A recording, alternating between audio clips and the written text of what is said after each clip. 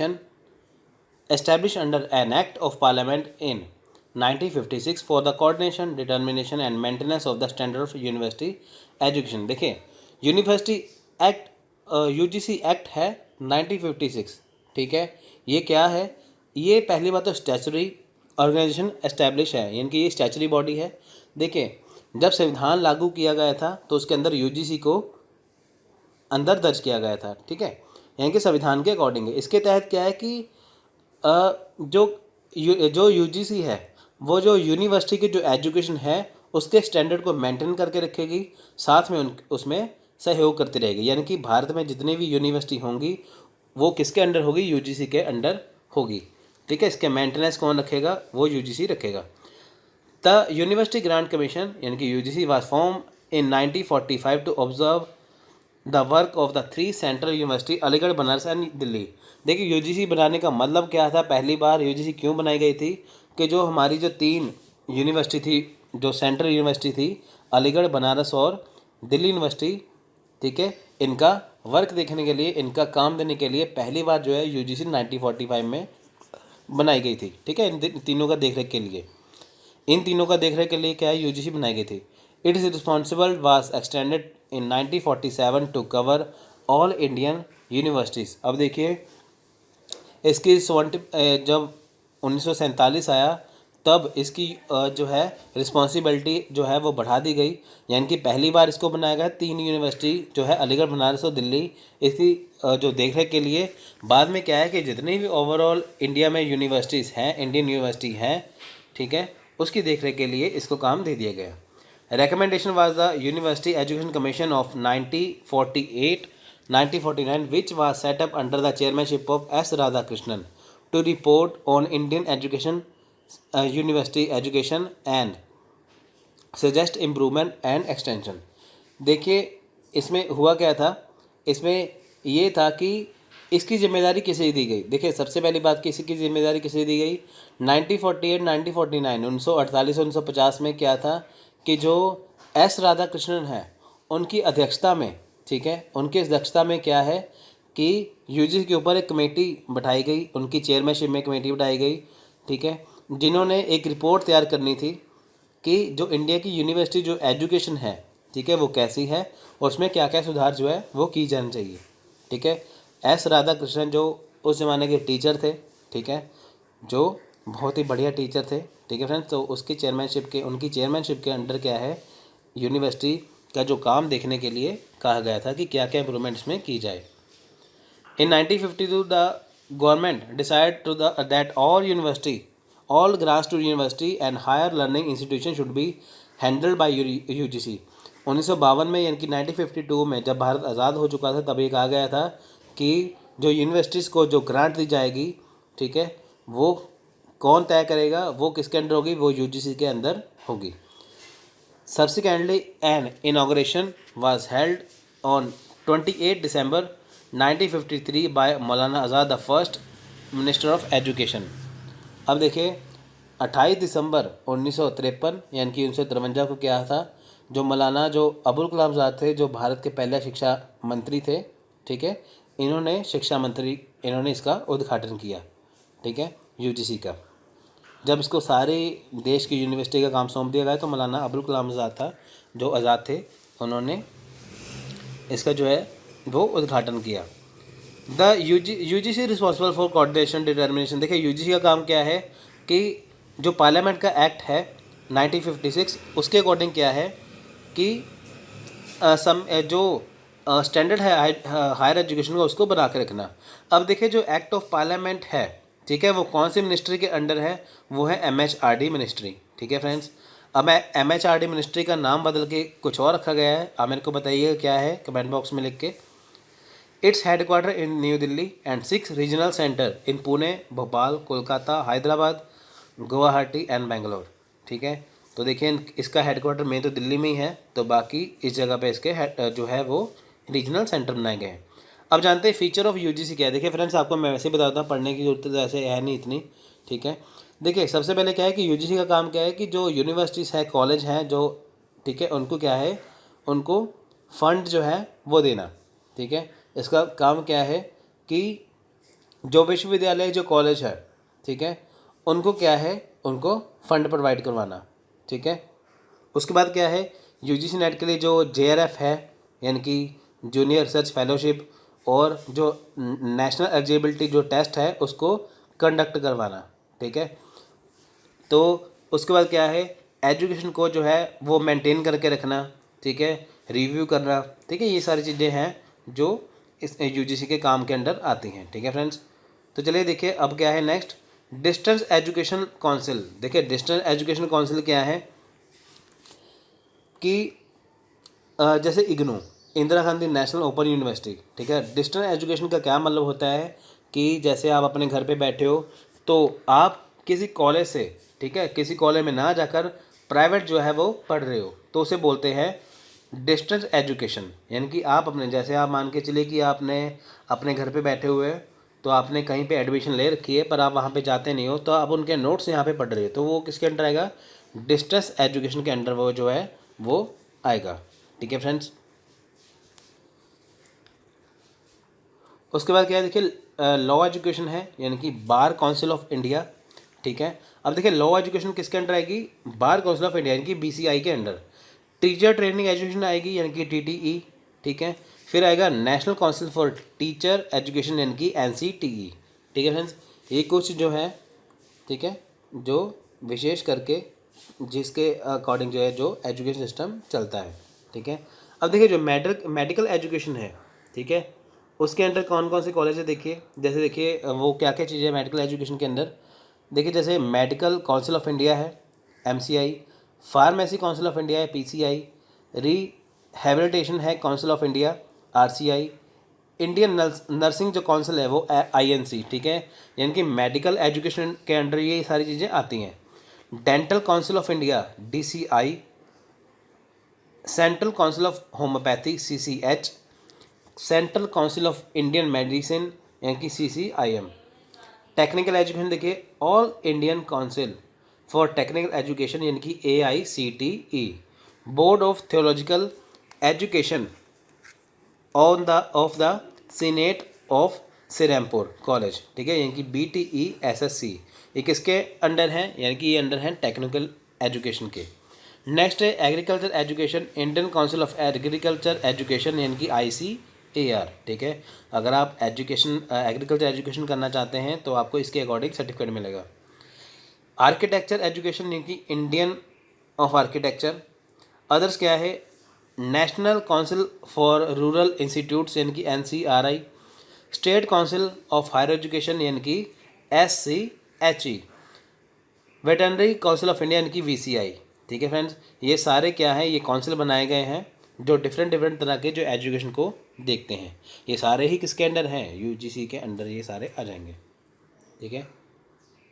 Next है organisation structure. देखिए organisation structure क्या है इसका, the commission has chairperson, vice chairperson and 10 other member appointed by central government. अब देखिए जो कमीशन है इसमें क्या होगा, यूजीसी के अंडर यानी कि जो कमीशन है उसमें एक चेयरपर्सन होगा, एक वाइस चेयरपर्सन होगा और इसमें 10 क्या है जो मेंबर होंगे जो सेंट्रल गवर्नमेंट द्वारा अपॉइंट किए जाएंगे। चेयरमैन है जो 5 साल के लिए होगा या उसकी जो 65 ईयर की एज है उसके तहत होगा, यानी कि अगर उसकी एज है 64 तो वो 65 यानी कि 1 साल के लिए रहेगा।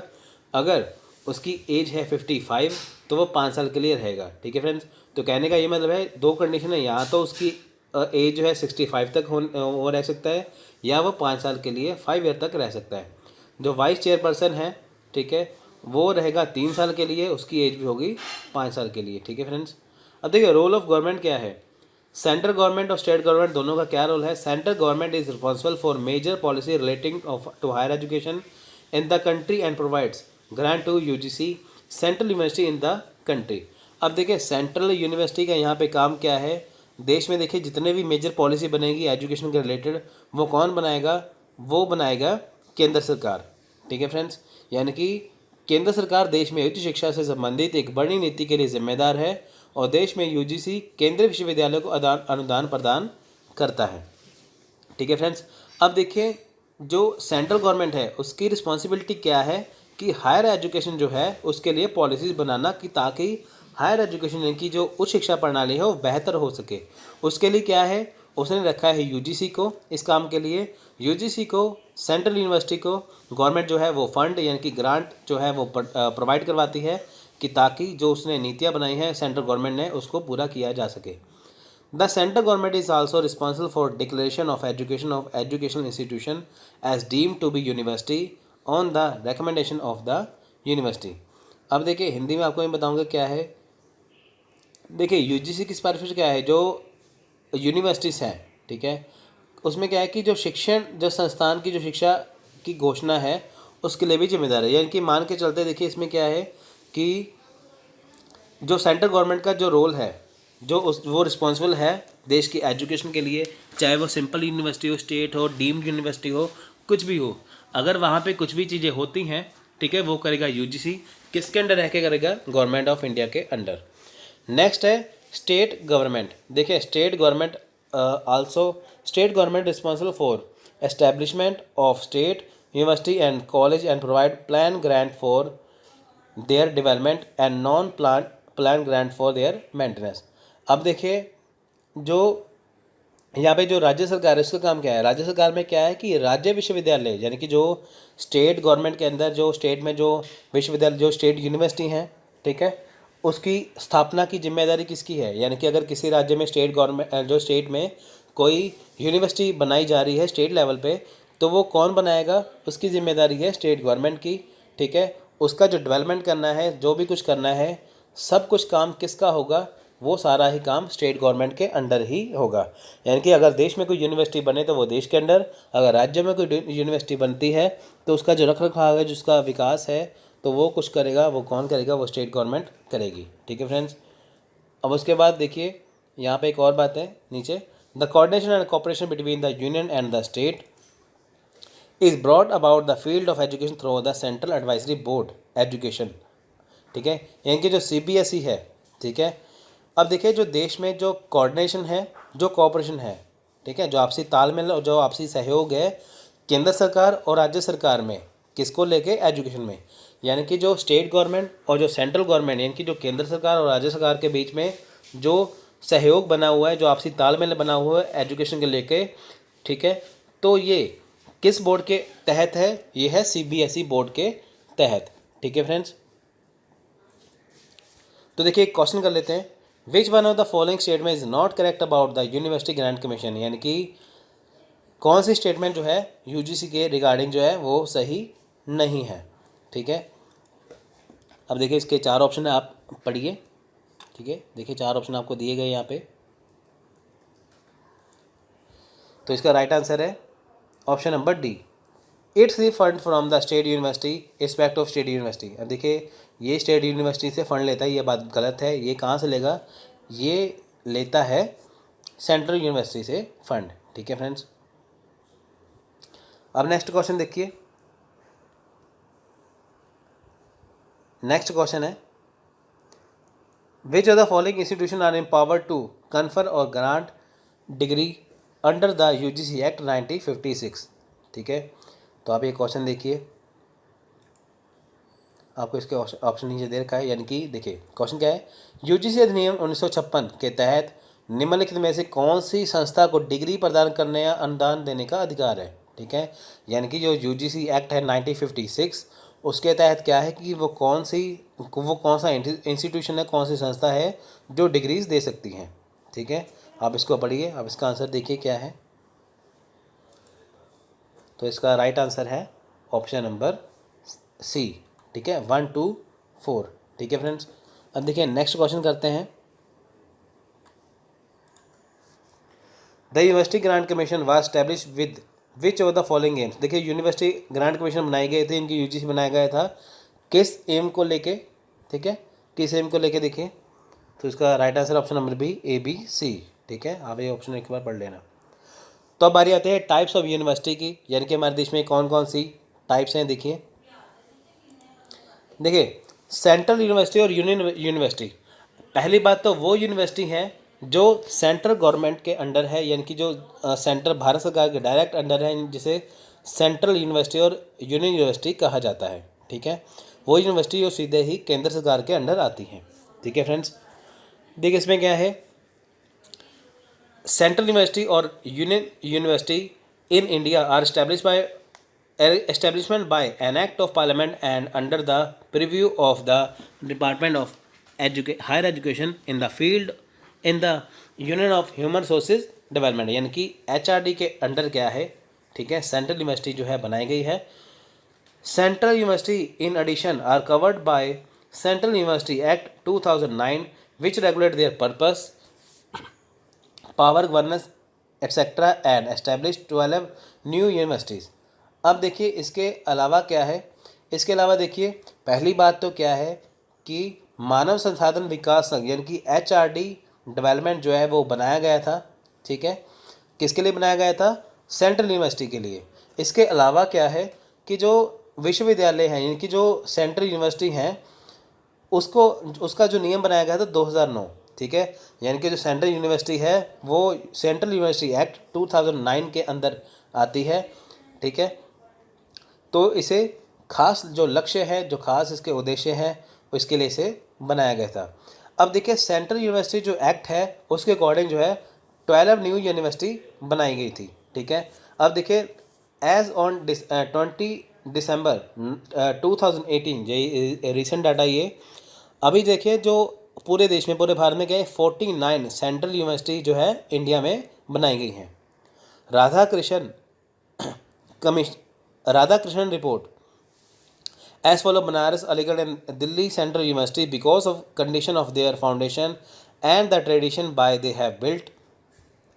अब देखिए जो जो एस राधाकृष्णन थे, ठीक है, उन्होंने एक रिपोर्ट बनाई गई थी, इसमें क्या था कि बनारस, अलीगढ़ और दिल्ली के जो केंद्रीय जो विश्वविद्यालय थे, ठीक है, जो केंद्र के जो विश्वविद्यालय थे वो जो बनाए गए थे, ठीक है, तो उनकी जो देखिए जो उनकी जो नींव है, जो उनकी जो परंपराएं हैं, ठीक है, उनके उन्होंने कारण भी बताए थे यहाँ पे कि जो दिल्ली, बनारस, अलीगढ़ की जो है जो यूनिवर्सिटीज़ है उसमें क्या क्या पढ़ाया जाता है, सब कुछ उन्होंने रिव्यू करके यहाँ पे बताया था।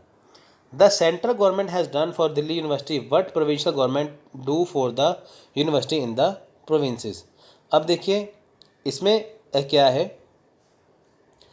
कि जो देखिए जो दिल्ली की जो यूनिवर्सिटी है मुख्य रूप से वो केंद्रीय है। अगर हम बात करें दिल्ली यूनिवर्सिटी की, वो हमारे देश की सबसे मेन यूनिवर्सिटी है दिल्ली यूनिवर्सिटी, ठीक है। उसमें क्या है, वो प्रोविंशियल गवर्नमेंट के अंडर वो आती है। अब देखिए दिल्ली में क्या है, भारत सरकार के सारे मंत्री, प्रधानमंत्री, राष्ट्रपति दिल्ली में रहते हैं, तो वहाँ पे दिल्ली यूनिवर्सिटी है, ठीक है। तो यानी कि उसको जो है वो सेंट्रल यूनिवर्सिटी या मेन यूनिवर्सिटी उसको माना गया है, ठीक है। अब देखिए फीचर क्या है सेंट्रल यूनिवर्सिटी के, president of India is chancellor of the all central university. अब देखिए भारत में जितने भी यूनिवर्सिटीज़ हैं जो सेंट्रल यूनिवर्सिटी कहलाई जाती हैं, उनका जो चांसलर है वो कौन होंगे, वो होंगे हमारे भारत के राष्ट्रपति। आपको भारत के राष्ट्रपति का नाम लिख के हमें बताना है जो एट प्रेजेंट टाइम पे हैं। President nominates some members to be to the executive committee, board of management, court selection committed of the university as per the provision made in the relevant university act। अब देखिए क्या है, राष्ट्रपति कुछ सदस्यों को, ठीक है, इसका लाइन का मतलब है राष्ट्रपति कुछ सदस्यों को, कुछ मेंबरों को संबंधित विश्वविद्यालय अधिनियम में किए गए प्रावधान के अनुसार कार्य समिति, बोर्ड ऑफ मैनेजमेंट, कोर्ट विश्वविद्यालय के लिए चयन के लिए नामित करते हैं, ठीक है। अब देखिए इसके चांसलर कौन है, राष्ट्रपति यानी कि भारत के प्रेसिडेंट, ठीक है। तो इसके जो कुछ जो मेंबर हैं उनकी सिलेक्शन किसके द्वारा की जाती है, वो की जाती है भारत के राष्ट्रपति जी के द्वारा। Ministry provide secretariat service for appointment of vice chancellor, executive committee nominees, court nominees, selection committees nominee by president. अब देखिए मंत्रालय जो है राष्ट्रपति के लिए जो क्या है, जो वाइस चांसलर यानी कि कुलपति, कार्य समिति के जो है नामित हुए सदस्य, वो न्यायालय के उम्मीदवार या कुछ भी है, सारी के क्या है जो सचिवालय जो एक सेक्रेटरीट बनाया गया है, यानी कि इसमें क्या है कि एक सेक्रेटरीट बनाया गया है, ठीक है, जो कई ज़्यादा जो सर्विस जो है वो प्रोवाइड करवाते हैं। किसमें कौन सा विभाग कैसे बांटना है, कैसे वाइस चांसलर होगा, कौन सी एग्जीक्यूटिव कमेटी बनेगी, ये किसके अंडर है, ये सेक्रेटरीट के अंडर है, ठीक है। यानी कि अगर हम बात करें भारत की एजुकेशन सिस्टम के लिए, तो यहाँ पे एक सेक्रेटरीट बनाया गया है जहाँ पे क्या है जो भारत के राष्ट्रपति है वो इनको नॉमिनेट करते हैं। अब देखिए सम सेंट्रल यूनिवर्सिटीज़ हैं, कुछ जो सेंट्रल यूनिवर्सिटी देखिए बनाई गई हैं। पहला है अलीगढ़ मुस्लिम यूनिवर्सिटी। देखिए कुछ सेंट्रल यूनिवर्सिटी आपको मैं बता दूंगा, मेन तो दिल्ली यूनिवर्सिटी है जो दिल्ली में है। अलीगढ़ मुस्लिम यूनिवर्सिटी है, ठीक है। ये कब बनी थी, ये देखिए अलीगढ़ एस्टैब्लिश 1920 में। देखिए जो अलीगढ़ मुस्लिम यूनिवर्सिटी थी वो बनाई गई थी 1920 अलीगढ़ मुस्लिम यूनिवर्सिटी, ठीक है। उसके बाद जवाहरलाल नेहरू यूनिवर्सिटी, ये कब बनी थी, ये बनी थी एस्टैब्लिश इन 1969, ये 1969 में बनी थी। बनारस हिंदू विश्वविद्यालय, ये भी सेंट्रल यूनिवर्सिटी है, ये है वाराणसी में यानी कि बनारस में। विश्व भारती, ये है वेस्ट बंगाल में। इसे किसने ठीक है, इसकी किसने नींव रखी थी, इसकी नींव रखी थी गुरुदेव रविंद्रनाथ टैगोर ने 1921 में, ठीक है। जिसे 1951 में 1959 में क्या है, पार्लियामेंट एक्ट के तहत जो है वो सेंट्रल यूनिवर्सिटी मान लिया गया, ठीक है फ्रेंड्स। नेक्स्ट है तेजपुर यूनिवर्सिटी असम। अब देखिए तेजपुर यूनिवर्सिटी जो असम में है, इसे एक्ट 1944 के अंडर पार्लियामेंट का जो 1994 सॉरी यहाँ पे 1994 जो एस्टैब्लिशमेंट एक्ट है पार्लियामेंट का, उसके तहत बनाया गया था। बाबा साहब भीमराव अंबेडकर यूनिवर्सिटी, ये है लखनऊ में, ठीक है। इसे भी एस्टैब्लिश किया गया था 1994 में, ठीक है। तो इसे 10 जनवरी 1996 में इसे भारत की केंद्रीय यूनिवर्सिटी, इनकी सेंट्रल यूनिवर्सिटी माना गया। तब हम बात करेंगे क्वेश्चन की। देखिए पहला क्वेश्चन क्या है, which of the following are the central university, निम्नलिखित में से कौन से केंद्रीय विश्वविद्यालय हैं, ठीक है। तो आपको ये जांचना है इसमें। तो इसका right answer option number A, यानी कि 1 2 3 पहली 3 जो है वो क्या है, वो सेंट्रल यूनिवर्सिटी है। आपको एग्जाम में ऐसी क्वेश्चन आएगा। Which of the following statement are correct about a central university, देखिए इनमें से भारत सरकार सॉरी इनमें से क्या है, इनमें से जो सेंट्रल यूनिवर्सिटी है उसके लिए स्टेटमेंट कौन सी करेक्ट है, तो आपको ये ढूंढनी है, ठीक है। तो देखिए ऑप्शन है इसका right answer option number C, ठीक है फ्रेंड्स। अब हम बात करेंगे स्टेट यूनिवर्सिटी, यानी कि वो यूनिवर्सिटी जो किसके अंदर आएगी, स्टेट गवर्नमेंट के अंदर आएगी, उसे कहेंगे स्टेट यूनिवर्सिटीज़, ठीक है। अब देखिए इसका जो अरेंजमेंट है, जो इसका एलोकेटिंग है, जो कुछ भी है, ये कौन देखेगा, ठीक है। ये कौन देखेगा, ये देखेगा state university.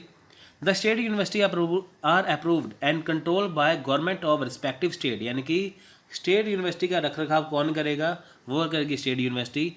And they are responsible for, वो किसके प्रति उत्तरदायी होंगे, वो किसके प्रति रिस्पॉन्सिबल होंगे, यानी कि हर एक स्टेट में, हर एक राज्य में जो यूनिवर्सिटी है, जो विश्वविद्यालय है, वो उसका रखरखाव तो करेगा स्टेट यूनिवर्सिटी, पर वो किसके प्रति रिस्पॉन्सिबल है, ठीक है।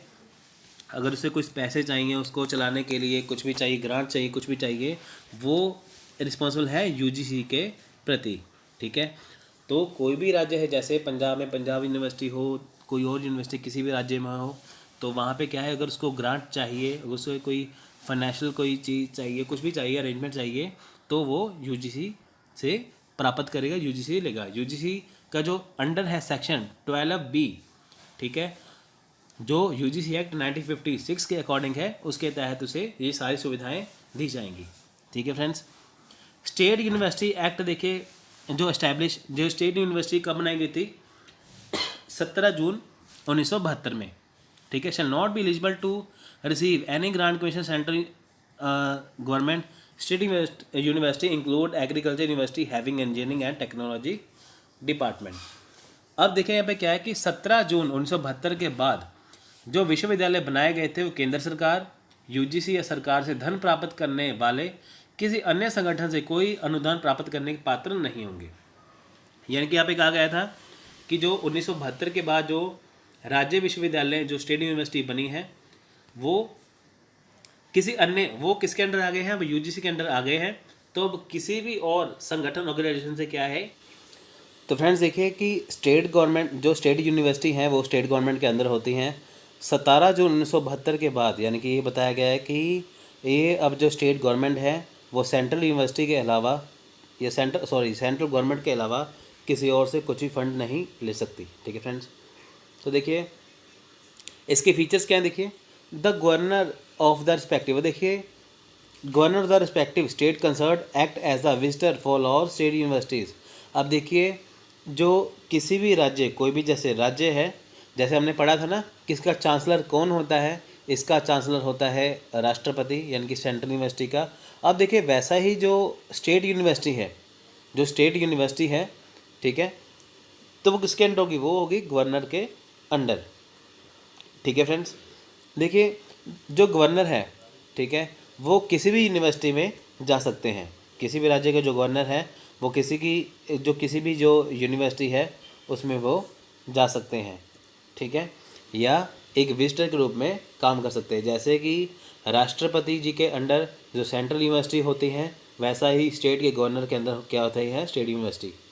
The state government assist the governor in the appointment of vice chancellor, court nominees and selection committee nominees। अब देखिए जो स्टेट गवर्नमेंट है, ठीक है, जो स्टेट गवर्नमेंट है वो क्या करेगी? वो वाइस चांसलर होंगे, जो कोर्ट नॉमिनीज हैं वो इसको जो है नॉमिनेट करेंगे। इनकी स्टेट गवर्नमेंट जो क्या करेगी? स्टेट यूनिवर्सिटी के लिए वाइस चांसलर का जो है नॉमिनेट करेगी। The governor has the power to nominee a few member of the executive meeting. अब देखिए जो गवर्नर है उनके पास पावर है, जो स्टेट यूनिवर्सिटी उसमें जो एग्जीक्यूटिव कमेटी है, जो बोर्ड ऑफ मैनेजमेंट है, उसमें जो वेरियस यूनिवर्सिटी में क्या है वो अपनी तरफ से कुछ जो मेंबर हैं उनको नॉमिनी कर सकते हैं, ठीक है। इंडियन लेवल पे राष्ट्रपति करते हैं, स्टेट लेवल पे क्या करेंगे? गवर्नर करेंगे। नेक्स्ट है प्राइवेट यूनिवर्सिटी। अब देखिए friends, under the section 22 of the UGC act, ठीक है। अब देखिए प्राइवेट यूनिवर्सिटी हैं वो भी बनाई गई हैं।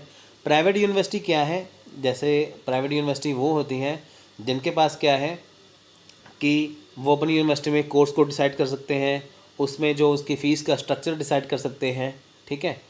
बट वो जो प्राइवेट यूनिवर्सिटी हैं उनको ये हक नहीं होता कि वो आगे किसी और यूनिवर्सिटी को मान्यता दें, यानी कि इसको मान्यता देने का हक किसे है, ठीक है। यानी कि जैसे मान के चलिए कोई प्राइवेट यूनिवर्सिटी है, अब वो किसी और कॉलेज या यूनिवर्सिटी को कोई भी सर्टिफिकेट नहीं दे सकती कि ये भी यूनिवर्सिटी है, ठीक है, वो देगा यूजीसी।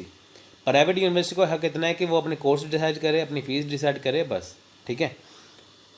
जो प्राइवेट यूनिवर्सिटी यूजीसी की सारी शर्तों को पूरा करता हो, ठीक है, तो उसको यूनिवर्सिटी का टाइटल दे दिया जाता है, ठीक है फ्रेंड्स। प्राइवेट यूनिवर्सिटी वो है कि जैसे आप गवर्नमेंट की यूनिवर्सिटी में ना पढ़ के किसी प्राइवेट कॉलेज यूनिवर्सिटी में पढ़ रहे हो, जैसे लवली यूनिवर्सिटी है, प्राइवेट है, ठीक है, ऐसे। देखिए सेकेंड फीचर क्या है? Conduct their own admission procedure. वो खुद के एडमिशन जो प्रोसीजर है वो कंडक्ट करवा सकते हैं, खुद का सिलेबस डिसाइड कर सकते हैं, ठीक है, खुद के एग्ज़ाम ले सकते हैं, खुद के एग्ज़ाम जो डिसाइड कर सकते हैं, और can grant degree to the student को डिग्री भी दे सकते हैं, जो सभी जगह पे क्या है? वैलिड होते हैं। नेक्स्ट है डीम्ड यूनिवर्सिटी। फ्रेंड देखिए डीम्ड यूनिवर्सिटी कौन सी यूनिवर्सिटी है? डीम्ड यूनिवर्सिटी वो यूनिवर्सिटी है जिसे मान्यता प्रदान की जाती है यूजीसी के कहने पर। किसके द्वारा ये दी जाती है? एचआरडी, एमएचआरडी के द्वारा। यानी कि डीम्ड यूनिवर्सिटी वो यूनिवर्सिटीज़ हैं जिसे मान्यता या जिसे रिकग्नाइज़ किया जाता है एचआरडी, मिनिस्ट्री ऑफ एचआरडी के द्वारा। किसके कहने पर? यूजीसी के कहने पर, ठीक है, under the section 3 of UGC act 1956 यानी कि 1956। इसके तहत कई डीम्ड यूनिवर्सिटियाँ जो बनाई गई हैं, ठीक है फ्रेंड्स। डीम्ड यूनिवर्सिटी क्या है? देखिए वो अच्छे से काम कर रही हैं, ठीक है। डीम्ड यूनिवर्सिटी वो यूनिवर्सिटी है कि जो जिसे मान्यता प्राप्त होती है यूजीसी के द्वारा, यूजीसी के कहने पर। किसके द्वारा? एचआरडी के द्वारा। अब देखिए ये डीम्ड यूनिवर्सिटी कौन कौन सी है, यहाँ पे लिखा हुआ है नाम। Manipal academy of higher education, Symbiosis international education centre, Pune comprises, ये सारी इसके नाम है, आप ये देख लेना एक बार, ठीक है। देखिए डीम्ड यूनिवर्सिटी में एक और बात है कि जो किसी विशेष क्षेत्र में, यानी कि किसी खास फील्ड में, किसी एक बढ़िया फील्ड में, एक हाई फील्ड में जो अपना योगदान दे रही है। जैसे आप देखें कि मेडिकल के जो मेडिकल का फील्ड है, जो ठीक है, जो मेडिकल का फील्ड है, जो मेडिकल के क्षेत्र है, वहाँ पे क्या है? बहुत सारी डीम्ड यूनिवर्सिटी हैं, ठीक है। अब इसके सैलेंट फीचर क्या है? देखिए खुद का admission procedure, on syllabus exam वगैरह, ये सब कुछ जो है वो कर सकते हैं, ठीक है। पर ये डीम्ड यूनिवर्सिटी जो क्या है, ये मे और may not grant degrees to the student. ये क्या है? जो डीम्ड यूनिवर्सिटी है कुछ देखिए जो स्टूडेंट्स हैं उनको कई बार ये डिग्री नहीं दे सकते, यानी कि छात्रों को डिग्री प्रदान नहीं कर सकती। डीम यूनिवर्सिटी और प्राइवेट यूनिवर्सिटी या स्टेट यूनिवर्सिटी में इतना ही फ़र्क है कि ये जो है किसी को भी जो सर्टिफिकेट जो प्रदान नहीं कर सकती। प्राइवेट यूनिवर्सिटी कर सकती है, सेंट्रल कर सकती है, ओपन यूनिवर्सिटी कर सकती है और साथ में स्टेट यूनिवर्सिटी कर सकती है। ठीक है, आपको क्वेश्चन पूछा जाएगा, बताइए कि कौन सी यूनिवर्सिटी है जो डिग्री प्रदान नहीं करेगी, वो आएगा deem university. Which of the following statement are correct about deem university. देखिए इनमें से कौन सी स्टेटमेंट करेक्ट है यूनिवर्सिटी डीम यूनिवर्सिटी के लिए, तो ऑप्शन नंबर 2 है इसका राइट आंसर, यानी कि ACD। नेक्स्ट है ओपन यूनिवर्सिटी। देखिए फ्रेंड्स, ओपन यूनिवर्सिटी क्या है? Open and distance learning. ठीक है, ओपन यूनिवर्सिटी के देखिए यहाँ पे एग्जांपल है इग्नू, यानी कि Indira Gandhi national open university, state open university, institution and university offering education and includes correspondence course institutes, यानी कि CCIs। ठीक है, इन कन्वेंशनल ड्यूल मोड यूनिवर्सिटी। अब देखिए ओपन यूनिवर्सिटी क्या है, आपको बताता हूँ कि ओपन यूनिवर्सिटी क्या है। कि अगर जो आप जैसे आप पंजाब में रह रहे हो या आप असम में रह रहे हो, तमिलनाडु में रह रहे हो, आपको जैसे पढ़ना है, ठीक है, पर आप आ जा नहीं सकते, तो आप अपने घर बैठे भी उसको पढ़ सकते हैं, जिसे हम ओपन यूनिवर्सिटी कहते हैं। ठीक है, यानी कि आप घर बैठे भी वो पढ़ सकते हो। जैसे आपने पोस्ट ग्रेजुएशन करना है तो आप अपने घर बैठे भी पोस्ट ग्रेजुएशन कर सकते हो। आपको बस इसका फॉर्म भरना होगा। जब हर एक साल, जब साल के एंड में, जब इसके साल बाद पेपर होंगे, हर ईयर के एंड में जब पेपर होते हैं, बस एग्ज़ाम होते हैं, आपको वो देने होते हैं। ठीक है, तो उसके बाद क्या है, आपको घर बैठे सर्टिफिकेट मिल जाता है।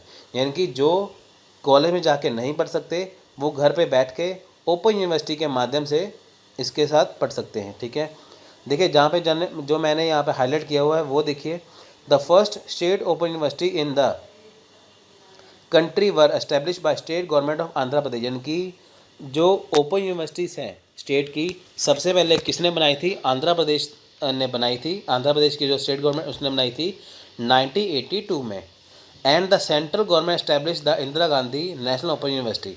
ठीक है, सबसे पहले स्टेट यूनिवर्सिटीज़ में आंध्र प्रदेश ने सबसे पहले बनाई थी और देश में सबसे पहले बनी थी इग्नू, यानी कि IGNOU, Indira Gandhi national open university. ठीक है, ठीक है, देखिए यहाँ पे क्या है कि जो एजुसेट है वो फर्स्ट इंडियन सैटेलाइट है। जो एजुसेट है वो फर्स्ट इंडियन सैटेलाइट है, जो क्या करता है, वो डिस्टेंस एजुकेशन जो सिस्टम जो है वो प्रोवाइड करवाता है। ठीक है फ्रेंड्स, ये MHRD के अंडर है। अब देखिए यहाँ पे क्या है कि एक लिस्ट है जिसमें क्या है कि 14 तरह की, ठीक है, ओपन यूनिवर्सिटियाँ अब तक हैं। ठीक है, देखिए ये सारे नाम हैं, आप एक तो पढ़ लीजिए, इग्नू है। ठीक है, कुछ देखिए, Indira Gandhi national open university IGNOU new Delhi में, doctor BR Ambedkar university BRAOU Hyderabad में है। ठीक है, ये सारी यूनिवर्सिटी आप पढ़ सकते हो। तो फ्रेंड्स हम आगे चलते हैं। ये 14 यूनिवर्सिटी हैं, आप इसका चाहे स्क्रीनशॉट लेके पढ़ सकते हैं, इसको आप एक बार पढ़ लेना है। ठीक है, ये सारी ओपन यूनिवर्सिटी हैं। नेक्स्ट है autonomous institute and college. Autonomous क्या है? जो खुद अपने बेस पे, अपने दम पे चलाए जा रहे हैं कॉलेज। ठीक है, ये इंडिपेंडेंट कॉलेज है। इसके ऊपर क्या है, इसके ऊपर, ठीक है, इनकी ये वो कॉलेज है जिसके ऊपर किसी का कंट्रोल, मतलब कि किसी के अंडर नहीं है, ये वो है ऑटोनॉमस इंस्टीट्यूट। देखिए, autonomous institute are college exercise independent control over their daily operation, syllabus, course offered and admission procedure. They fall under the administrative control department of higher education MHRD। अब देखिए, जो autonomous institute है वो है क्या? वो institute है जो क्या है कि इंडिविजुअल कंट्रोल के हाथों में है। ठीक है, यानी कि गवर्नमेंट किसी की हेल्प नहीं, यहाँ पे वो किसी की हेल्प नहीं ले रहे हैं, जो अपने बेस पे, अपने दम पे बना रहे हैं। पर ये किसके डिपार्टमेंट के अंडर है? ये MHRD के अंडर है। ठीक है, किसी ने अगर प्राइवेट कॉलेज खोला हो तो वो MHRD से परमिशन लेके वो खोल सकता है। सारा रखरखाव जो है, जो उसका डेवलपमेंट है, उसे खुद ही करना पड़ेगा। ठीक है, तो वो होते हैं ऑटोनॉमस इंस्टीट्यूट और कॉलेज, यानी कि जो अपने बेस पे चलाते हैं। ठीक है, अब इसके सेलेंट फीचर क्या है? देखिए, ये अपना खुद का एडमिशन प्रोसेस चला सकते हैं, सिलेबस चला सकते हैं, ऑन एग्ज़ाम कर सकते हैं, पर ये किसी को भी डिग्री नहीं दे सकते। पढ़ाई करवा सकते हैं, डिग्री नहीं दे सकते। ठीक है, देखिए जो प्राइवेट इंस्टीट्यूट्स हैं, जैसे कोचिंग सेंटर है, इंस्टीट्यूट्स है प्राइवेट, कितने बड़े हैं इंस्टीट्यूट्स, पर वो आपको डिग्री नहीं दे सकते। आपको वो एडमिशन करवा सकते हैं, सिलेबस पढ़ा सकते हैं, सब कुछ करा सकते हैं, वो आपको डिग्री नहीं देते। ऑटोनॉमस इंस्टीट्यूट क्या है देखिए, ऑटोनॉमस इंस्टीट्यूट देखिए इसमें क्या है कि जो देखिए पहला है इंडियन इंस्टीट्यूट ऑफ टेक्नोलॉजी, ठीक है, यानी कि IITs। अब देखिए IITs क्या है, जिसमें क्या है, IITs किसे कहते हैं, जो टेक्नोलॉजी से रिलेटेड कॉलेज हैं, इंस्टीट्यूट्स हैं, जैसे इंजीनियरिंग है, साइंस है, मैनेजमेंट है, इससे जो रिलेटेड है ये सारे जो है इंस्टीट्यूट ये IITs कहलाते हैं, ठीक है। अब देखिए इसका जो इंडियन जो इंस्टीट्यूट ऑफ टेक्नोलॉजी एक्ट है 1961 का, ठीक है। अब देखिए द फर्स्ट IIT, सबसे पहले IIT कहाँ पे बनाया गया था, खड़गपुर में 1951 यानी कि 1951 में। फिर बनाया गया था IIT Roorkee is the first engineering college in India. देखिए मैं आपको बताता हूँ कि 1951 जब भारत आज़ाद हो गया था उसके बाद, ठीक है, 1951 में सबसे पहले IIT बनाया गया था खड़गपुर में। जो IIT रुड़की है, ठीक है, वो पहला भारत का इंजीनियरिंग कॉलेज था। इसका नाम पहले था इम्पीरियल कॉलेज, ठीक है। तो फ्रेंड्स देखिए IIT रुड़की है। तो आपको हम एंशिएंट इंडिया की बात करेंगे कि एंशिएंट इंडिया में कौन कौन से जो इंस्टीट्यूशन थे हायर एजुकेशन के, ठीक है।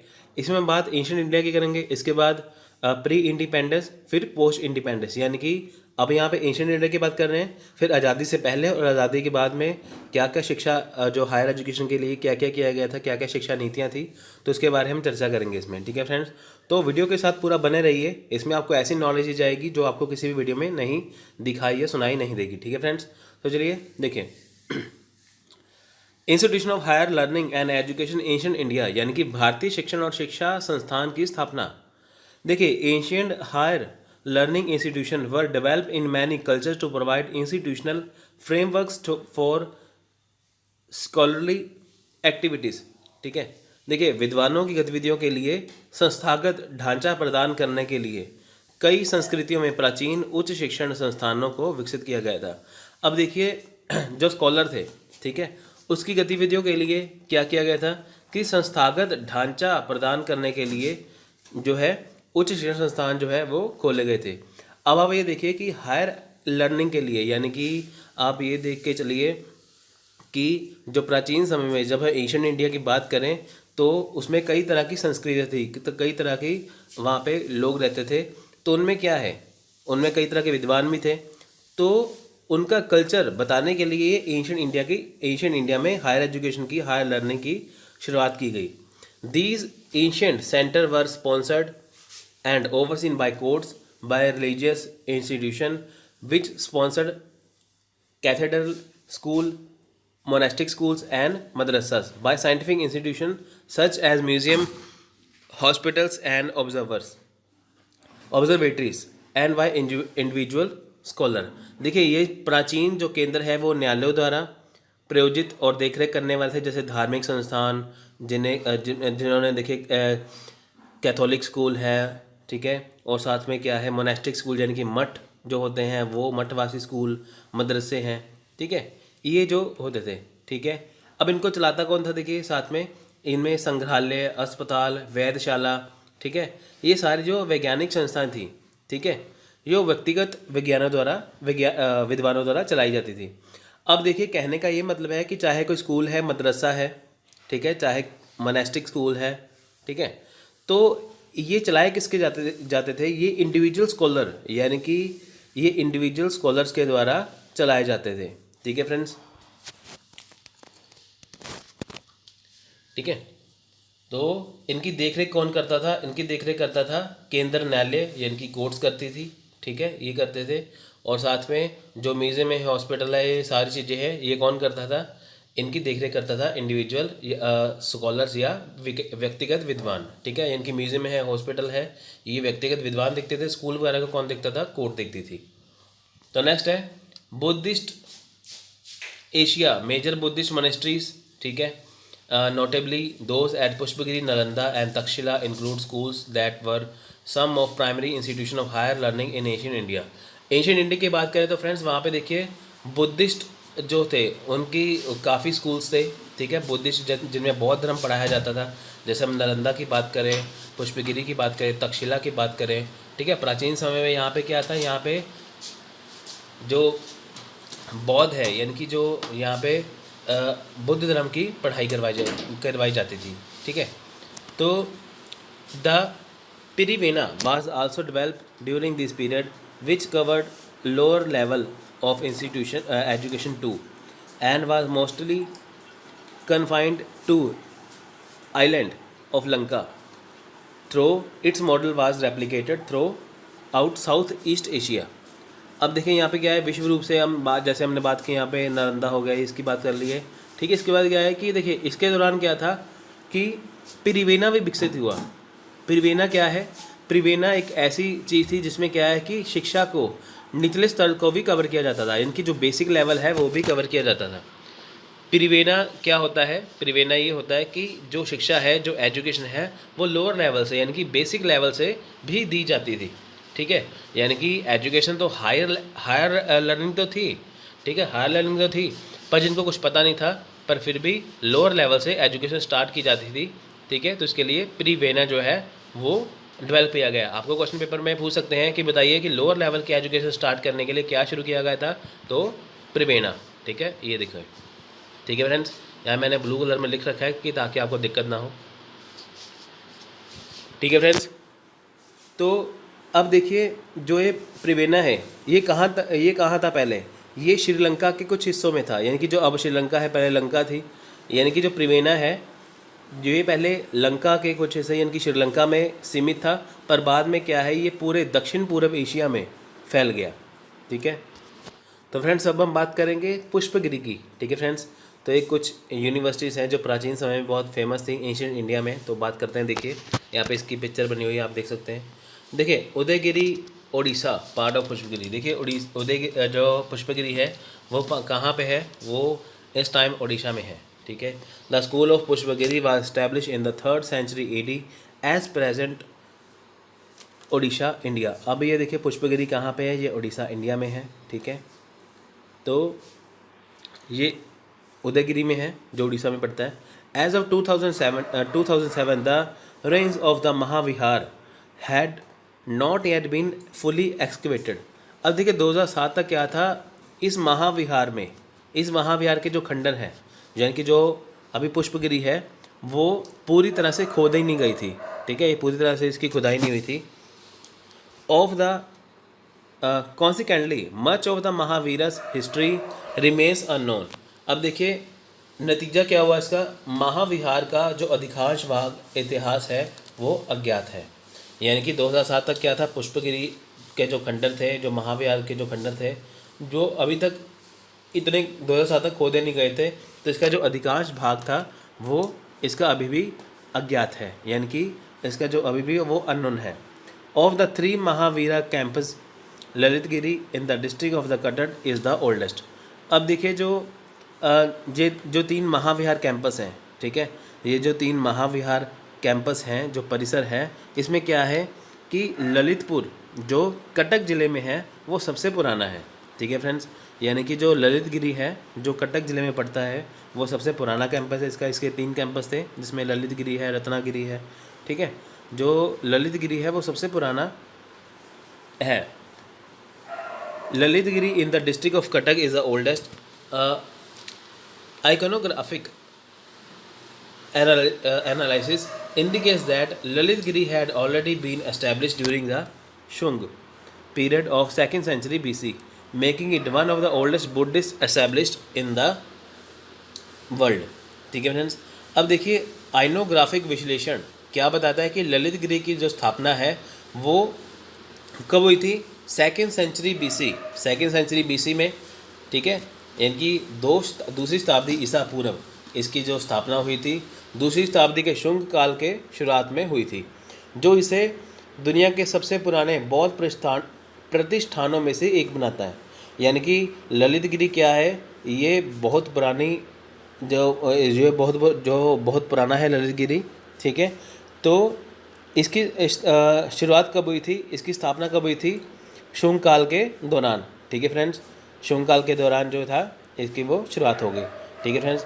जो देखिए कि जो मौर्य साम्राज्य का जो आखिरी राजा था बृहद्रथ, पुष्यमित्र शुंग ने उसकी हत्या कर दी थी, फिर शुंग वंश की स्थापना की थी।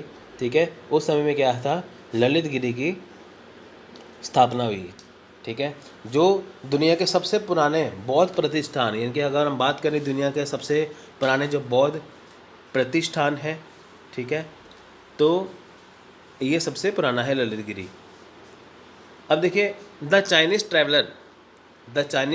ट्रैवलर जुआन जैंग, ठीक है, जिसे हयून सांग भी कहते हैं। ठीक है, हयून सांग या जुआन जैंग, ठीक है, हु विजिटेड इन AD 639, यानी कि 639 AD में, 647 ईस्वी में। ठीक है, एक चाइनीज़ ट्रैवलर हयून सांग आया था इंडिया में।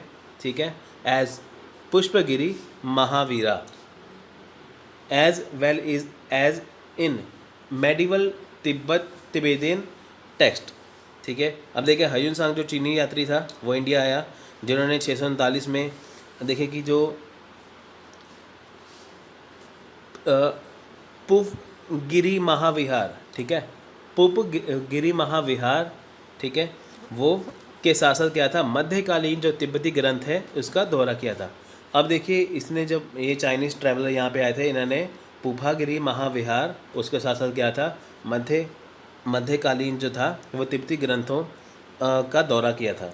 ठीक है friends, However, unlike Takshila and Nalanda, the ruins of Pushpagiri were not discovered until 1995, when a lecturer from a local college first stumbled upon the site. अब देखिए, हालांकि अगर हम इसकी बात करें, ठीक है, हालांकि हम इसकी बात करें कि हालांकि तक्षशिला और नालंदा के विपरीत, यानी कि अगर हम बात करें तक्षशिला की और नालंदा की, उसके अलावा जो पुष्पगिरी है, ठीक है, जो उसके ऑपोजिट जो पुष्पगिरी है, उसके खंडर की खोज जो है, ठीक है, उसकी जो खोज है वो 1995 इनकी 1995 तक नहीं की गई थी, जब एक स्थानीय कॉलेज के एक व्याख्याता, यानी कि जब एक लेक्चरर ने पहली बार साइट पर ठोकर खाई थी। ठीक है, तब इसका जो है वो जाके इसको खोदा गया। ठीक है फ्रेंड्स, देखिए नेक्स्ट है the task of excavating Pushpagiri ruins stretching over 58 hectares of land was undertaken by the Odisha Institute of Maritime and Southeast Asian Studies between 1996 and 2006। अब देखिए पुष्पगिरी की जो खंडर है, इसकी खुदाई का काम जो है वो 58 हेक्टेयर यानी कि 143 एकड़ भूमि पर फैला हुआ है। यानी कि कितनी जगह पे फैला हुआ है ये, 58 एकड़, ठीक है, सॉरी 58 हेक्टेयर या 143 एकड़ में इसके ऊपर ये फैला हुआ है। उसके बाद हम बात करें कि ओडिशा इंस्टीट्यूट ऑफ मैरीटाइम और साउथ ईस्ट एशियन स्टडी ने इसे 1996 से लेकर 2006 के बीच में इसमें क्या था, इसके ऊपर स्टडी की थी। ठीक है, यानी कि देखिए फ्रेंड्स 1995 की बात करें, पहले क्या था, पहले तक्षशिला यूनिवर्सिटी खोज ली गई थी, नालंदा खोज ली गई थी। ठीक है, उसके बाद क्या हुआ कि जो पुष्पगिरी खोज नहीं गई थी, जब एक स्थानीय जब वहाँ पे लेक्चरर गया, उसने ठोकर खा के वो गिरा, तो उसके बाद यहाँ पे ये खोजी गई। खोजने के बाद क्या है, इसके ऊपर 1996 से लेकर 2006 यानी कि 10 सालों तक इसके ऊपर स्टडी की गई, किसके द्वारा, ओडिशा इंस्टीट्यूट ऑफ मैरीटाइम और साउथ ईस्ट एशियन ने। ठीक है, it is now being carry out by archaeological survey of India ASI। ठीक है, देखिए अब इसे भारतीय पुरातत्व सर्वेक्षण यानी कि आर्कियोलॉजी सर्वे ऑफ इंडिया द्वारा चलाया जा रहा है। The Nagarjuna councils inscription mention about the learning centre. देखिए नागा अर्जुन कॉन्सिलीज ने इस अध्ययन केंद्र के बारे में पहली बार बताया था। ठीक है फ्रेंड्स, तो फ्रेंड्स ये पुष्पगिरी के बारे में है, जितनी नॉलेज आपको मैंने यहाँ पे दी है, आपको इसमें से एग्जाम में क्वेश्चन आ सकता है। देखिए अब हम बात करेंगे नालंदा यूनिवर्सिटी की। ठीक है, नालंदा यूनिवर्सिटी, देखिए पहली बात तो नालंदा यूनिवर्सिटी है वो कहाँ पे है, वो नालंदा बिहार में है। ठीक है, ये हायर एजुकेशन का, हायर लर्निंग का सबसे प्राचीन केंद्र, सबसे एंशियंट सेंटर है। ठीक है, तो देखिए Nalanda ancient centre of higher learning in Bihar India from 427 to 1197 यानी कि 427 से 1197, ठीक है, के बीच। Nalanda was established in the 5th century AD in Bihar, India and survived until किरका 1200 AD। Friends देखिए किरका यानी कि किरका का मतलब है लगभग। अगर आपको एग्जैक्ट डेट पता नहीं है तो वहाँ पे आगे सी डॉट लगा देते हैं या किरका CIRCA किरका लिखा ना, किरका 1200 AD। इसका मतलब है कि लगभग, ठीक है, लगभग 1200 AD। यानी कि नालंदा की हम अगर स्थापना की बात करें तो यह 5वीं शताब्दी ईस्वी में बिहार में हुई थी, तो लगभग 1200 ईस्वी तक ये चली थी, ठीक है, यानी कि 700 साल, ठीक है, 700, ठीक है, ये लगातार चली थी। आपको हमने को ये बताना है कि ये किस राजा ने बनवाई थी, ठीक है फ्रेंड्स। आप कमेंट बॉक्स में लिख के बता सकते हैं, तो इसका मैं आपको राइट आंसर भी वहाँ पे मेंशन कर दूंगा। It was devoted to Buddhist study but it also train students in fine art, medicine, mathematics, astronomy, politics and art of war. देखिए फ्रेंड्स, ये अपने आप में उस टाइम पे अत्याधुनिक, ठीक है, वेल मॉडर्नाइज्ड ये जो यूनिवर्सिटी मानी जाती थी। यहाँ पे दुनिया के बहुत सारे यहाँ पे जो स्टूडेंट्स से यहाँ पे पढ़ने के लिए आते थे। अब देखिए यहाँ पे क्या है कि यहाँ पे क्या करवाया जाता था, यहाँ पे बुद्धिस्ट स्टडी करवाई जाती थी, यानी कि बौद्ध अध्ययन यहाँ पे करवाया जाता था। लेकिन बौद्ध कला के साथ साथ क्या था, यहाँ पे क्या है, छात्रों को फाइन आर्ट्स यानी कि जिसे ललित कला कहते हैं, ठीक है, मेडिसिन यानी कि चिकित्सा, मैथमेटिक्स यानी कि गणित, एस्ट्रोनॉमी यानी कि खगोल विज्ञान, और राजनीति यानी पॉलिटिक्स यानी कि राजनीति, और द आर्ट ऑफ वार यानी कि युद्ध की कला का भी यहाँ पे सिखाया जाता है, यहाँ पे प्रशिक्षण दिया जाता था। यानी कि बुद्धिस्ट स्टडी तो हो ही रही है, यहाँ पे इसकी स्टडी भी हो रही थी, ठीक है। The centre had 8 separate compound, ठीक है, जो देखिए जो केंद्र है, जो इसका सेंटर था, इसमें क्या है, 8 अलग अलग तरह के कंपाउंड थे। कंपाउंड मैंने परिसर थे, ठीक है, जिसमें क्या थे, 10 टेम्पल्स यानी कि 10 मंदिर, उसके बाद मेडिटेशन हॉल्स यानी कि ध्यान, जो है ध्यान देने वाले हॉल, ध्यान वाले हॉल, ठीक है, और क्लासरूम्स यानी कि कक्षाएं, लेक्स एंड पार्क्स यानी कि झील और पार्क भी थे। It had a 9-story library where monk meticulously copied books and documents so that individual scholar could have their own collection। अब देखिए यहाँ पे क्या है कि 9 मंजिला यहाँ पे क्या था, पुस्तकालय था, यानी कि 9 स्टोरी यहाँ पे क्या थी, लाइब्रेरी थी, जहाँ पर भिक्षुओं ने सावधानीपूर्वक पुस्तकों और दस्तावेजों की नकल की ताकि व्यक्तिगत विद्वानों का अपना संग्रह हो सके। देखिए जब वहाँ पे क्या था कि वहाँ पे जब स्कॉलर थे, जो वहाँ पे जो स्कॉलर थे वो क्या करते थे, अपने अपने जैसे उनको जो लेक्चर दिया जाता था वो उनके क्या थे, वहाँ पे नोट्स बनाते थे। नोट्स बना के क्या था, जो उन्होंने नॉलेज इकट्ठी की नोट्स के अंदर, तो लाइब्रेरी के अंदर वो रख देते थे कि ताकि हर एक के जो विद्वान के जो नोट्स हैं, जो उनके दस्तावेज हैं, ठीक है, वो वहाँ पे सुरक्षित रह सकें, ठीक है। It had dormitories for students, housing 10,000 students in the school head and providing accommodation for 2,000 professors। अब देखिए यहाँ पे क्या था, यहाँ पे क्या था, इसमें छात्रों के लिए छात्रावास थे, ठीक है, यहाँ में क्या है, छात्रों के लिए छात्रावास थे, यानी कि छात्र यहाँ पे रह सकते थे, वहाँ पे उनके लिए हॉस्टल बनाए गए थे, ठीक है। साथ में स्कूल के दिन में क्या था, यहाँ पे देखिए 10,000 छात्रों को आवास देने, ठीक है, यानी कि 10,000 छात्रों को आवास देने और 2,000 प्रोफेसरों के लिए आवास प्रदान करने के लिए यहाँ पे व्यवस्था थी, ठीक है फ्रेंड्स। मान के चलिए कि 2,000 प्रोफेसर की यहाँ पे कैपेसिटी थी और 10,000 यहाँ पे स्टूडेंट थे, ठीक है। और Nalanda attract peoples and scholar from Sri Lanka, Korea, Japan, China, Tibet, Indonesia, Persia and Turkey who left account of the center. अब देखिए यहाँ से क्या है, नालंदा ने क्या है, यहाँ पे श्रीलंका, कोरिया, जापान, चीन, तिब्बत, इंडोनेशिया, फ्रांस, ठीक है, और सॉरी फ्रांस नहीं, इंडोनेशिया, पर्शिया, ठीक है, और तुर्की, ठीक है। ये तुर्की के सारे जो विद्यार्थी थे यहाँ पे पढ़ने के लिए आते थे, यानी कि नालंदा यूनिवर्सिटी में इनका ध्यान किया था, अपनी तरफ आकर्षित किया हुआ था। यहाँ पे जो इनके जो छात्र हैं, इन देशों के छात्र यहाँ पे पढ़ने के लिए आते थे, ठीक है friends. In 2014 a modern Nalanda university was launched in near by Rajgir, यानी कि राजगीर के निकट, राजगीर के जो पास 2014 में एक मॉडर्न यानी कि आधुनिक नालंदा यूनिवर्सिटी की शुरुआत की गई। ठीक है फ्रेंड्स। तो नेक्स्ट करते हैं टॉपिक, देखिए नेक्स्ट है तक्षशिला। देखिए तक्षशिला है, तो फ्रेंड्स ये तक्षशिला जो है इस टाइम ये पाकिस्तान में है। ठीक है, अब इसको याद रखना।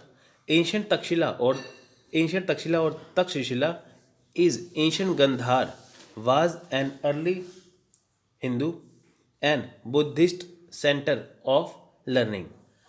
ठीक है, तक्षशिला की बात करें तो जो प्राचीन तक्षशिला है वो प्राचीन गंधार में, ठीक है, शिक्षा का प्रारंभिक हिंदू और बौद्धिक केंद्र था। यानी कि क्या था तक्षशिला यूनिवर्सिटी में, क्या है फ्रेंड्स, देखिए इसकी जो शुरुआत है वो हिंदू राजा ने की थी। ठीक है, हिंदू राजा ने की थी। तो देखिए यहाँ पे क्या है कि हिंदू और बौद्ध दोनों केंद्र थे। यानी कि पहले हिंदू धर्म की पढ़ाई भी कराई जाती थी, साथ में बुद्धिस्ट स्टडी भी करवाई जाती थी। According to scattered reference that were only fixed a millennium later, it may have dated back to at least the 5th century BC। देखिए बिखरे संदर्भ, ठीक है, स्कैटर्ड रेफरेंस की बात करें कि जो संदर्भ जो बिखरा हुआ है, ठीक है, कोई नॉलेज किसी में है, कोई नॉलेज किसी में है, एक जगह में नॉलेज नहीं है जिसकी। ठीक है, बिखरे संदर्भों के अनुसार क्या है, जो केवल एक शताब्दी बाद में तय किए गए थे, यह कम से कम 5वीं शताब्दी ईसा पूर्व में वापस था। ठीक है, अब देखिए यहाँ पे क्या है कि बिखरे संदर्भों की बात करें तो ओनली फिक्स्ड मिलेनियम लेटर, यानी कि ठीक है, मिलेनियम क्या होता है, 1000 साल को कहते हैं।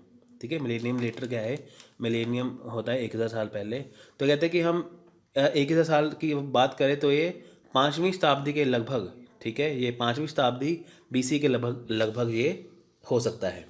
सम scholar date Takshashila existence back to the 6th century BC। कुछ विद्वानों का कहना है कि इसकी शुरुआत जो है वो 6वीं शताब्दी यानी कि 6th सेंचुरी BC में हुई थी। ठीक है, देखिए the school consisted of several monasteries without large dormitories of lecture halls with the religious instruction was most likely still provide an individualistic basis। अब देखिए स्कूल में क्या था, स्कूल में क्या थे, बड़े बड़े जो थे बड़े डॉर्मेट्री थे, या जिस डॉर्मेट्री में तो कि लेक्चर हॉल थे। ठीक है, लेक्चर हॉल के बिना कई मठ शामिल थे। देखिए स्कूल में क्या था, यहाँ पे लेक्चर हॉल नहीं था, उसके बिना क्या था, कई बड़े बड़े मठ शामिल थे, जहाँ धार्मिक निर्देश अभी भी व्यक्तिवादी आधार पर प्रदान किए जाते थे। देखिए हुआ क्या था, यहाँ पे लेक्चर हॉल की बजाय यहाँ पे कई मठ शामिल थे। ठीक है, जहाँ पे क्या है, धार्मिक जो निर्देश थे, ठीक है, वो व्यक्तिवादी आधार, यानी कि जो धार्मिक निर्देश दिए जा रहे हैं वो व्यक्तिवादी इंडिविजुअल तौर पर दिए जाते थे। Takshashila is describe in some detail in later Jataka tales written in Sri Lanka around the 5th century AD। देखिए तक्षशिला का वर्णन बाद में हुआ। ठीक है, जिसमें देखिए हम अगर बात करें तो यहाँ पे जतका टेल जैसे जातक कथाएं कहते हैं, जो 5वीं शताब्दी ईस्वी के आसपास श्रीलंका में लिखी गई थी। अब देखिए तक्षशिला के बारे में लिखा गया था श्रीलंका में, किस में लिखा गया था, जातक कथा यानी कि जतका टेल में। It becomes a noted center at learning at least several century BC and continued to attract students until the destruction of the city in the 5th century AD। अब देखिए यह कम से कम कई शताब्दी पूर्व सीखने का एक प्रसिद्ध केंद्र बन गया। ठीक है, और 5वीं शताब्दी ईस्वी में शहर के विनाश तक छात्रों को आकर्षित करना जारी रखा। अब देखिए है क्या कि ये बहुत पहले, ठीक है, यानी कि काफ़ी सालों से ये छात्रों के सीखने का प्रसिद्ध केंद्र बन गया। ठीक है, अगर यहाँ पे नालंदा की बात करें तो 2 यूनिवर्सिटियाँ बहुत फेमस थी, नालंदा और तक्षशिला। ठीक है, यहाँ पे बुद्धिस्ट की स्टडी भी करवाई जाती थी। ठीक है फ्रेंड्स, तो ये बहुत ज़्यादा फेमस हो चुकी थी। ठीक है फ्रेंड्स, उसके बाद देखिए Takshashila in perhaps best known because of its association with Chanakya. Chanakya जो मौर्य सम्राट चंद्रगुप्त, ठीक है, जो चंद्रगुप्त मौर्य के जो प्रधानमंत्री थे। ठीक है, तो उनकी बात करें यहाँ पे तो देखिए उनकी बात करें तो ये देखिए जो मौर्य सम्राट के जो चाणक्य जो प्रधानमंत्री थे, तक्षशिला संभवतः चाणक्य से जुड़े होने के कारण जानी जाती है। तक्षशिला किसके लिए जानी जाती है कि ये चाणक्य से जुड़ी हुई थी। ठीक है। द फेमस ट्रिटाइज अर्थशास्त्र, ठीक है, अर्थशास्त्र का एक प्रसिद्ध ग्रंथ है किसका, चाणक्य द्वारा लिखा गया, जिसमें देखिए Sanskrit for the knowledge of economics, जिसमें जो अर्थशास्त्र के बारे में ज्ञान था, अर्थशास्त्र के बारे में जानकारी थी, किस भाषा में, संस्कृत भाषा में, ठीक है। वो कहाँ पे रचा गया था, वो रचा गया था तक्षशिला में। यानी कि जो चाणक्य ने अपनी अर्थशास्त्र किताब लिखी थी, बुक लिखी थी, ठीक है, वो कहाँ पे लिखी गई थी, तक्षशिला में ही लिखी गई थी, ठीक है। इकोनॉमिक्स में फ्रेंड्स आज की इकोनॉमिक्स नहीं है, इसमें शासन व्यवस्था, पॉलिटिक्स के बारे में बताया गया था, ठीक है। Chanakya, the Maurya emperor Chandragupta and the Ayurvedic healer Charaka study at Takshashila. अब देखिए चाणक्य, मौर्य सम्राट चंद्रगुप्त और आयुर्वेदिक हीलर, ठीक है, आयुर्वेदिक जो थे, ठीक है, चरक, तक्षशिला में अध्ययन किया। इनकी चाणक्य हो गया, मौर्य सम्राट चंद्रगुप्त मौर्य हो गया, ठीक है, मौर्य सम्राट चंद्रगुप्त हो गया, और जो चरक थे, ठीक है, चरक प्राचीन समय फ्रेंड्स दो तरह के थे, चरक थे, एक सुश्रुत थे, ठीक है। चरक ये दवाइयाँ वगैरह देते होते थे, इन्होंने भी यहाँ पे स्टडी की है तक्षशिला में। Generally a student enter Takshashila at the age of 16। देखिए आमतौर पर क्या था, एक छात्र ने, जो छात्र था वो 16 वर्ष की आयु में, यानी कि 16 वर्ष की आयु में एंटर करता था तक्षशिला के अंदर, ठीक है। The Vedas and the 18 arts which include skills such as archery, hunting and elephant lore were taught in addition to law school, medical school and school of military school।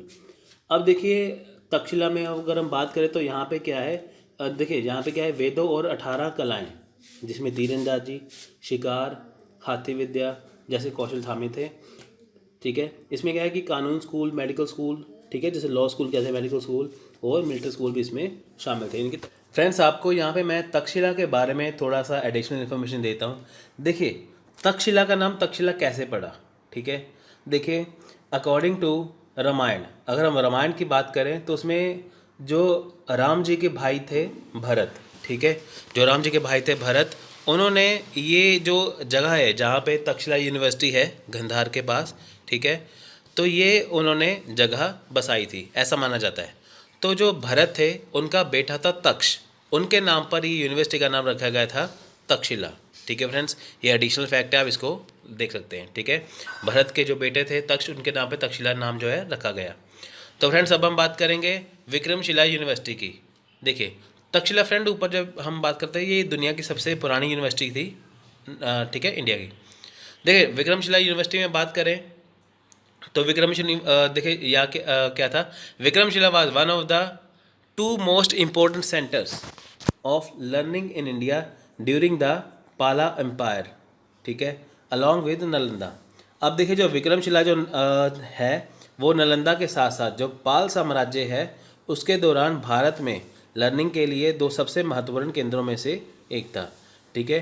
यानी कि जो विक्रमशिला था, जो यूनिवर्सिटी थी, वो नालंदा नालंदा यूनिवर्सिटी के साथ साथ जो था, ये विक्रमशिला में भी यहाँ पे पढ़ाई करवाई जाती थी, ठीक है। तो ये किन्होंने बनाई थी, ठीक है, पाल एम्पायर के जो किंग थे धर्मपाल, ठीक है, उन्होंने बनवाई थी 783 से 820 ईस्वी के बीच, ठीक है। To response to supposed decline in the quality of scholarship at Nalanda. अब देखिए जो नालंदा यूनिवर्सिटी है वहाँ पे जो स्कॉलरशिप थी, वहाँ पे उनकी जो क्वालिटी, जब उसकी गुणवत्ता जब गिरने लगी, ठीक है, जो छात्रवृत्ति यानी कि जो स्कॉलरशिप की जो गुणवत्ता थी वो उसमें जब गिरावट आई, तब विक्रमशिला की यूनिवर्सिटी की शुरुआत की धर्मपाल ने, ठीक है, जो पाल वंश के राजा थे।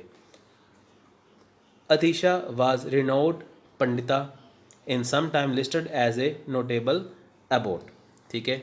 अब यहाँ पे हम बात करें तो ये देखिए, यहाँ पे हम बात करें तो देखिए अतीशा जो प्रसिद्ध पंडिता कभी कभी एक उल्लेखनीय मठाधीश के रूप में सूचीबद्ध होती थी, ठीक है।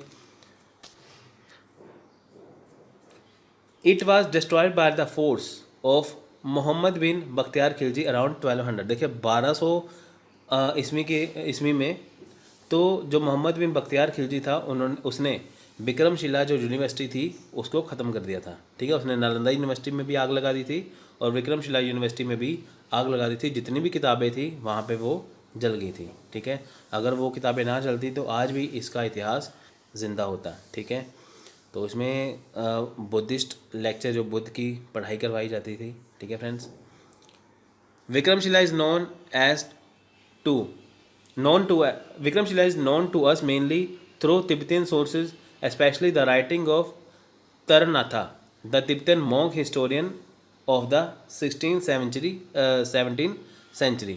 अब देखिए विक्रमशिला जो है हमें जो मुख्य रूप से तिब्बती जो स्रोत है उसके माध्यम से मिलती है। अब देखिए जो बख्तियार खिलजी ने वहाँ पे तो आग लगा दी थी। ठीक है, वहाँ पे तो कोई किताब बची नहीं। देखिए ऐसा माना जाता है जब उसने आग लगाई थी तो 28 दिन तक आग बुझी नहीं थी, आग जलती रही थी 28 दिन तक। इतना वहाँ पे लिटरेचर जो जमा हुआ था, जो किताबों में आग लगाई थी वो 28 दिन तक जलती रही। आप देख सकते हैं कि कितना ज़्यादा उसमें नोट्स किताबें रही होंगी। अब देखिए वो तो ख़त्म हो गया, तो अब इतिहास कहाँ से पता चला? इसका इतिहास हमें पता चला तिब्बती स्रोतों से। ठीक है, विशेषकर जो देखिए जो 16वीं शताब्दी में जो तिब्बती भिक्षु थे, इतिहासकार थे तरनाथ, उनके लेखक से पता चलता है। ठीक है, Vikramshila was one of the largest Buddhist university with the more than 100 teacher and the about 1000 student।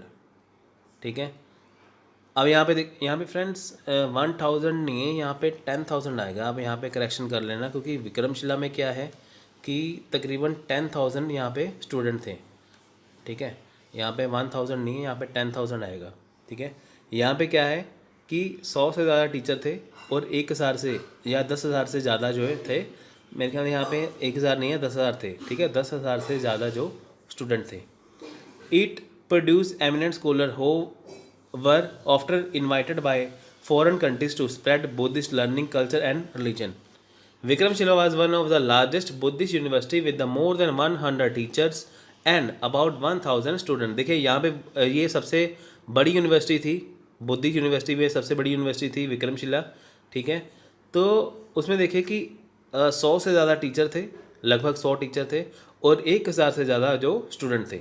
It produce eminent scholar who were often invited by foreign countries to spread Buddhist learning culture and religion. ठीक है, अब देखिए इसमें क्या है कि जो प्रख्यात विद्वान थे, जो उनकी जो महान विद्वान थे, इसमें वो महान विद्वान बने जिन्होंने अक्सर विदेशी देशों द्वारा बौद्ध शिक्षा, संस्कृति और धर्म के प्रसार के लिए आमंत्रित किया जाता था। इनमें क्या है, यहाँ पे बहुत ज़्यादा प्रख्यात विद्वान जो होते थे। ठीक है, इनमें जो विद्वान थे जो बहुत ज़्यादा मशहूर थे, वो विद्वान थे यहाँ से निकले हैं। ठीक है, जिन्होंने देखिए कि जो देशों विदेशों में बौद्धिक जो शिक्षा है, जो बौद्ध शिक्षा है, ठीक है, बुद्धिस्ट जो लर्निंग है उसको पहुँचाया। The most distinguished and eminent among all was Atisha Dipankar, A founder of the Sharma tradition of the Tibetan Buddhism. अब देखिए कि यहाँ पे है क्या कि सभी के बीच में हम बात करें तो सबसे प्रतिष्ठित और प्रख्यात तिब्बती बौद्ध धर्म के शर्माट्रियट्स के संस्थापक अतिशा दीपांकर थे। यानी कि अगर हम सबसे मशहूर की बात करें, सबसे एमिनेंट की बात करें, ठीक है, तो जिसमें अतिशा दीपांकर है। ठीक है, अतिशा दीपांकर है तो वो तिब्बती बौद्ध धर्म के संस्थापक माने जाते हैं तकरीबन। ठीक है, जो तिब्बती बौद्ध धर्म में जो है ना शर्मा ट्रेडिशन, जो तिब्बती बौद्ध धर्म है, जो तिब्बत का जो बौद्ध धर्म है उसमें है शर्मा ट्रेडिशन, यानी कि शर्मा जो है वहाँ पे क्या है, एक रिवाज है। ठीक है, जिसके संस्थापक जो है अतिशा दीपांकर माने जाते हैं। Subject like philosophy, grammar, metaphysics, Indian logic etcetera were taught here, but the most important branch of learning was tantrism. ठीक है, यहाँ पे देखिए मेटाफिजिक्स है, इंडियन लॉजिक है, भारतीय तर्कशास्त्र है, फिलोसफी है, ग्रामर है, यहाँ पे सिखाई जाती थी। ठीक है, यहाँ पे तो फ्रेंड्स देखिए यहाँ पे subject like philosophy, grammar, metaphysics, Indian logic etcetera ये यहाँ पे पढ़ाए जाते थे। और सबसे यहाँ पे मुख्य क्या पढ़ाया जाता था, तंत्रिज्म। तंत्रिज्म क्या थे, तंत्रवाद, यानी कि तंत्रवाद यहाँ पे मेन पढ़ाया जाता था। तो वैसे यहाँ पे इंडियन लॉजिक वगैरह सबकी पढ़ाई होती थी। ठीक है, तो ये हो गया ख़त्म यहाँ पे। अब हम बात करेंगे अदर्स की। ठीक है, यहाँ पे ये अदर्स आपको तो कोई दिक्कत ना हो, आपको यहाँ पे बता देता हूँ थोड़ा सा। ठीक है, देखिए अदर्स, अदर्स की बात करें तो और कौन से सेंटर थे, ठीक है, उस टाइम पे देखिए। फर्दर सेंटर्स इंक्लूड तिलहारा, ठीक है, in Bihar, probably older than Nalanda, Odantapuri in Bihar, ठीक है। देखिए इसमें क्या है कि आगे के केंद्रों, अगर हम बाकी केंद्रों की बात करें तो बिहार में तिलहारा नालंदा से अधिक पुराना, ठीक है, उदंतपुरी बिहार में लगभग देखिए ये थे। उसके बाद सोमपुरा इन बांग्लादेश, ठीक है। बिहार में क्या था, तिलहारा था, उदंतपुरी था, ये सारे बिहार में थे, ठीक है, जो नालंदा से अधिक पुराने हैं, ठीक है फ्रेंड्स।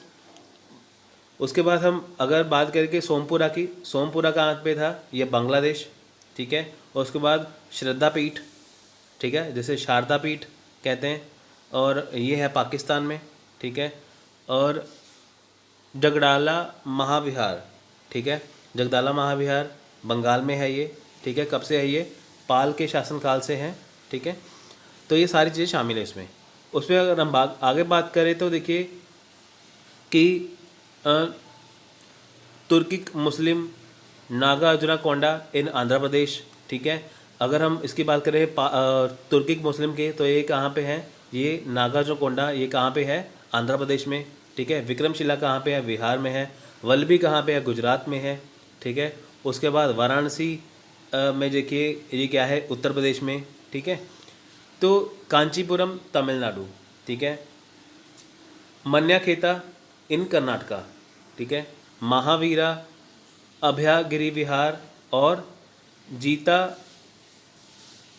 जीता वनरामैया इन श्रीलंका। तो फ्रेंड्स ये सारी यूनिवर्सिटी हैं, मैंने आपको बताई कि कौन कौन